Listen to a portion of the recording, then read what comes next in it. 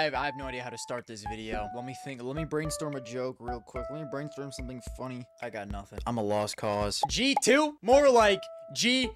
I hate these guys. That's a lie. I don't hate G2. I like G2 a lot, actually, but god damn it. Are they maybe the most frustrating team in all of Tier 1 Counter-Strike? Have you guys ever seen a team blue ball you as much as G2 has? I feel like I've been getting edged with this team since their rebuild started. You know, in 2025, when this team lost Nico and Monacy, and Nico was replaced by Heavy God, Snacks was eventually replaced by Maddies, with Hunter taking over the IGL duties. You know, the team also got Saw as a coach, where they also got Sunpius for Monacy. So that leaves us with Saw as the coach, Hunter IGL, Heavy God anchor, Sunpius as the upper, Malbs as the opener, and Maddies as the team's closer. A fairly exciting team. I mean, like, the stock on Saw as a coach, higher than any coach I've almost ever seen. You know, we were talking about Saw like he was Prime Blade, and it was for good reason. You know what he had done on ENCE when ENCE really broke out? He goes over to Heroic, and then Heroic looks like an incredibly solid team. And so he was just kind of that guy at this point. Every single team he went to turned into an incredibly solid Tier 1 team. Albeit it was only 2 teams, but that's better than 0 teams. That's still something. And it's not like it was a super short sample size. This was over the course of like 3-4 years. So the signing of Saw from Heroic to G2, absolute home run signing. I still believe this. He was then of course tied with Sunpius, who had gotten out of Falcon's jail, moved over to Heroic and played pretty well. And while he wasn't like a game-changing AWPer, he seemed good enough for G2 at the time. The move to Hunter as IGL, I mean, he's without a doubt the most experienced player on the team now, and he was already calling a lot of the team's CT sides, so it just kind of made sense. And I mean, having him under Saw, I feel like also helps with the belief in Hunter translating to a good caller. You of course have Malbs, who showed a ton of promise on M80, and has placed in the HLTV top 20. While he hasn't been necessarily insane on G2, it seemed like there was still a lot of potential there. You of course have Heavy God, who is one of the most exciting anchors in the entire scene, and Maddies, who has been farming in Fnatic. He was in Fnatic jail for years, playing out of his mind pretty much the entire time. Hey cutie patootie, it's me, Garmour. Guys, if you would like to support me and what I do here, check out the long-term sponsor of the Garmour YouTube channel, SkinSwap. SkinSwap is the #1 place to trade your Rust or Counter-Strike skins for new ones where you can instantly upgrade your inventory. And if you use my code Garmour, you can get up to $50 on a free skin and a 3% lifetime selling bonus. And now you can also easily buy skins off the Chinese marketplace for cheaper prices than you ever could on the Western marketplaces. I truly think this is the best feature on any skin trading website, but if you are looking to sell, you can sell your skins for crypto, PayPal, Venmo, and a bunch of other withdrawal methods. Along with this, SkinSwap has a vault system now, which makes it the most rewarding skin trading website. And of course, don't forget the giveaways. And I think that's it. Thank you to them, thank you to you guys, and back to the video. And so when this team comes together, you know, maybe you aren't looking at them as a prime vitality level team. A Falcons, a Spirit, they're not in the top echelon of Tier 1. Or maybe they were, because they farmed the fuck out of Blast Open Fall 2025, beating Vitality in the final 3-2 to win their first S tier tournament since they had Nico and Monacy, which at this point wasn't that long ago. And this team also kind of just farmed Blast events up to this point, at least recently. But it was still an exciting time for the team, because just a few months after all of these roster moves were made, they were already beating the best teams in the world. They beat Vitality in the middle of their prime at a tournament, and it seemed like every single player on this team could pop off and have big moments, which made them so incredibly scary. It wasn't like a one-man army like Donk. Heavy God at EWC. Heavy God lets it rip. Beretta's into the pack. Oh, that's heavy impact. Unbelievable. 4 kills up close, point blank. Beretta's rip. Send him out for the kill, man. Let him off the leash. Let's go. Yes! Maddies. Okay, never mind. No chance at catching your breath whatsoever. It is immediately out onto the second yard. Mattis continues to tap players out of this round. Kill. Malbs. Retake util coming over. It's a great flash, but even better with the follow-up. That is disgusting. They hear him drop down as well. They know there's a third player in the bomb site. Anything left to be said here, it's going to have to come down to this player here. Gravity no longer alive.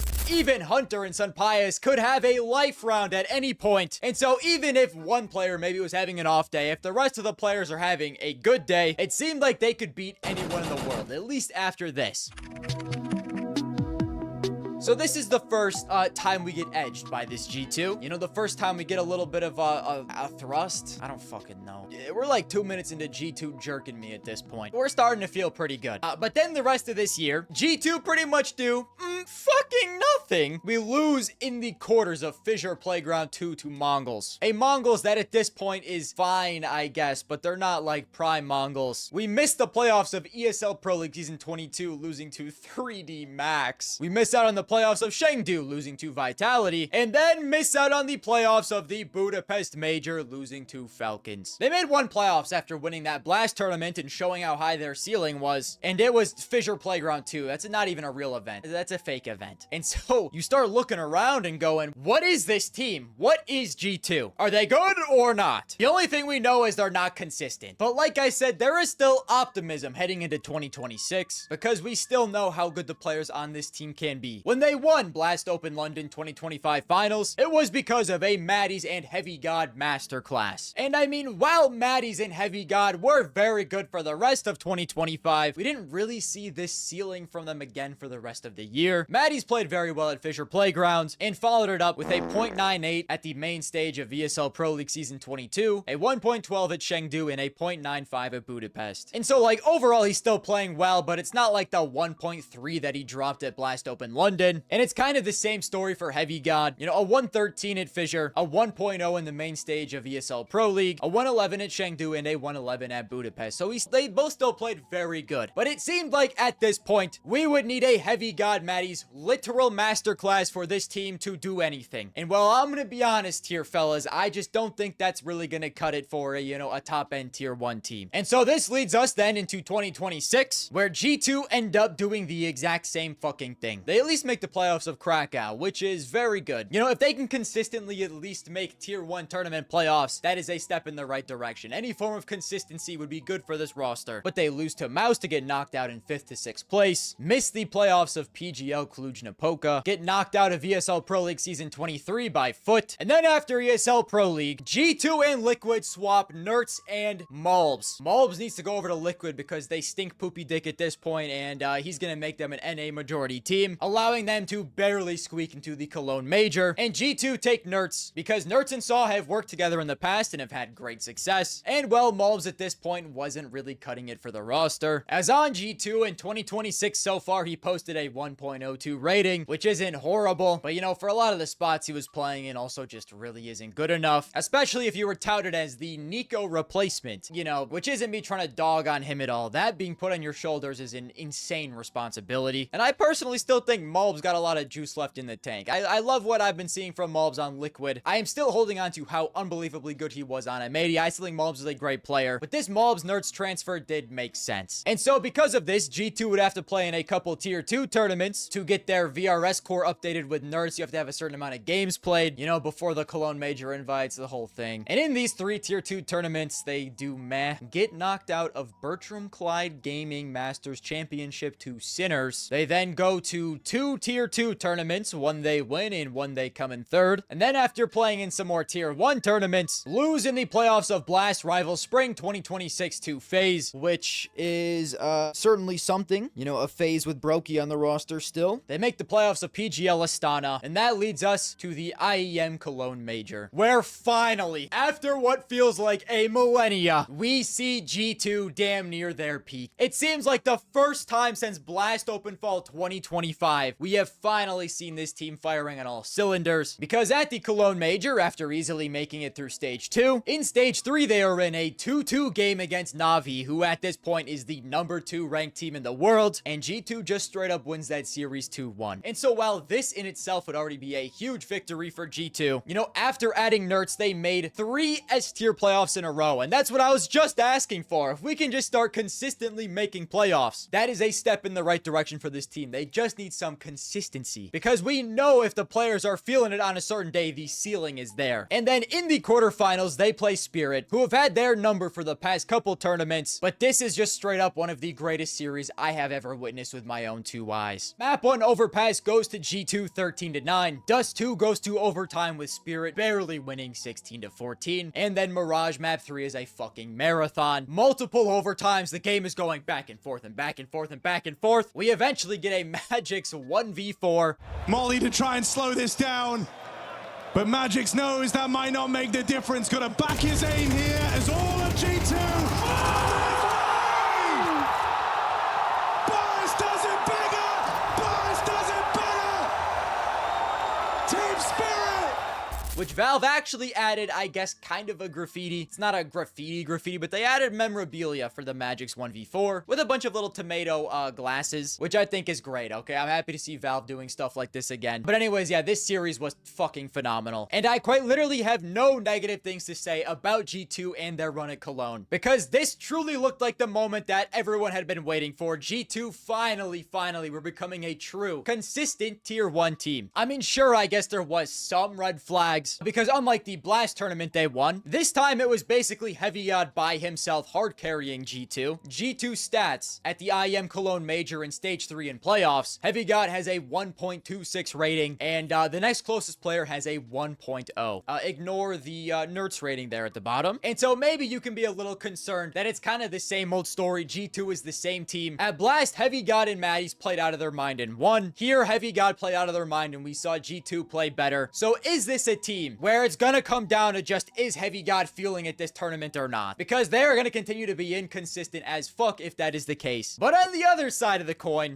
this incredible series against Spirit in the quarterfinals of Cologne, Heavy God wasn't even playing that well. I mean, he didn't play badly. He was still the best player on Overpass and Dust 2 for G2. It was just the Map 3 Mirage Marathon where Heavy God had his worst game of the entire event. And even with this, the rest of the players on G2 stepped up like Maddie's to help make this map incredibly competitive. But unfortunately, it seems like this Cologne Major run is the second time we have been edged by G2. I mean, we were near completion at this point, and then Roster Mania happens. You know, everyone's feeling great about G2. Heavy God Anchor of the Year, he's the GOAT, which... very true, by the way. I want to put Heavy God's wiener in my mouth. But this is when G2 go and make a move that everyone had been waiting for. You see, while not maybe being the biggest terrorist on the team at this point, people were calling for Sun Pius's head for quite a while. He was a good AWPer. He was a fine AWPer. But if G2 really wanted to compete for tier 1 tournaments, they were gonna need someone with a bit of a higher ceiling. Someone who was maybe a little bit more exciting and could help Heavy God carry the team into tournament wins. And I mean, they had a perfect guy right on their academy team. A little Russian fetus by the name of Klim, who had been farming in Brazil. And I get it's tier 2 Brazil, tier 2 South America. But even still, you put up the big number, then the people gotta respect you at least a little bit. And so despite having one of the more promising opping prospects in their academy team, G2 doesn't replace Sun Pius with Klim, the third time they've edged us. And instead, Sun Pius is replaced by Wrinkle, who was benched on a tier 2 team in NIP for Stown, who has never main opt in his entire life. And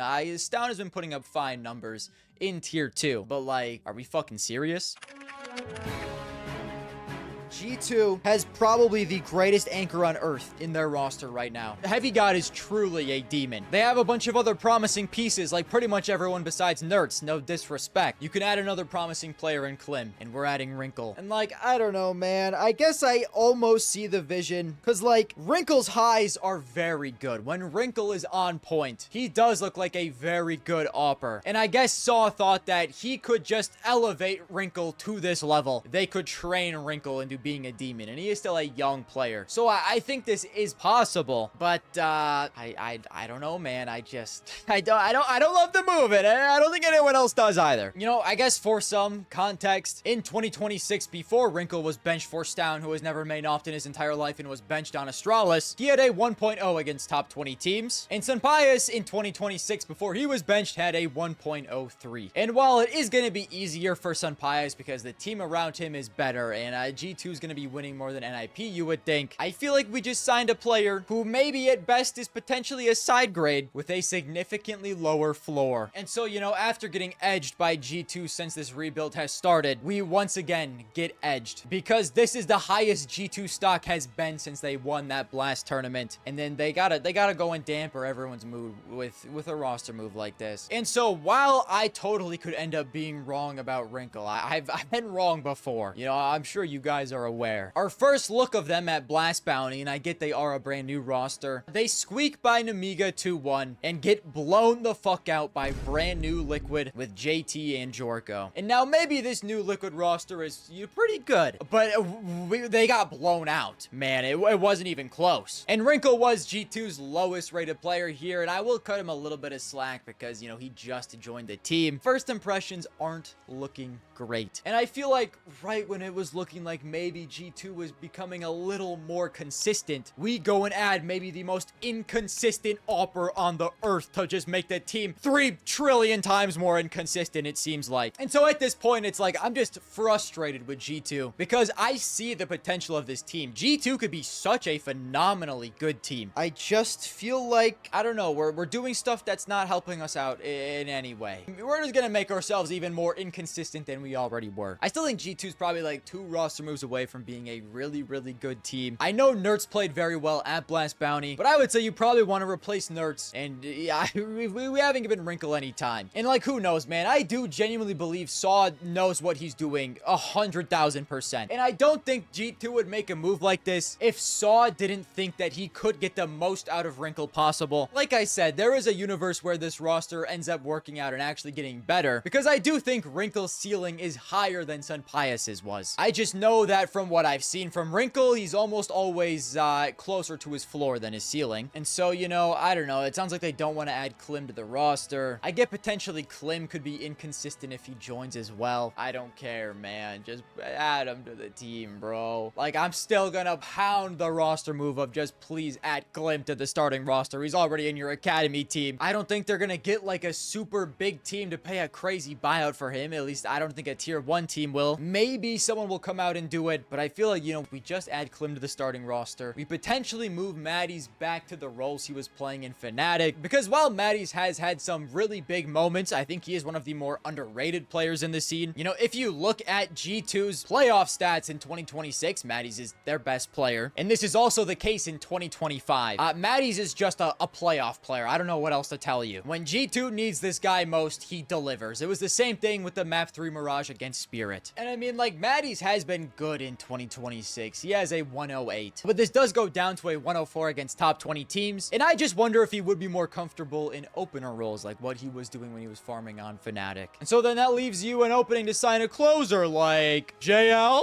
I don't know. I'm just throwing some ideas out there. I know he hasn't, you know, really played professionally consistently in a bit now. And if you want to go with a safer pick, I'm sure there's a trillion billion closers you could get. But that's just at least what first comes to my mind. He's the biggest name, at least. And I mean, he's not on contract with Na'Vi anymore. He's just a free agent, so it's not like it would be that expensive. But I'm just throwing ideas out there. I just want G2 to be a good team, man, because their ceiling is so incredibly high. You know, if Heavy God continues, he genuinely is the best anchor of the year. Matties is a playoff farmer. Hunter is the IGL. He could probably play, I don't know. The thing with Hunter is he still plays in like a lot of very important roles. And while doing this, he's posted a 0.93 rating against top 20 teams in 2026. And I get he's a caller, but most callers are also playing in shit positions. And he still plays like a ton of star position roles on the CT side. So I don't know, man. Maybe we could, you know, possibly switch some of those out. There's a lot of different moves this team could make that I think would make them more consistent and hopefully look like the G2 that we've seen when they're close to their ceiling. But then again, who's to say, man? Maybe the Wrinkle move works out. All I know is they've been blown out by Liquid in the first time we've seen them. They just keep jerking and jerking and jerking, and they just disappointment every single time, really. Never get to finish. So yeah, let me know what you guys think of G2 down below. What roster changes you would make if you were the manager of this team. If you think maybe Wrinkle move will work. Maybe Wrinkle is secretly the GOAT.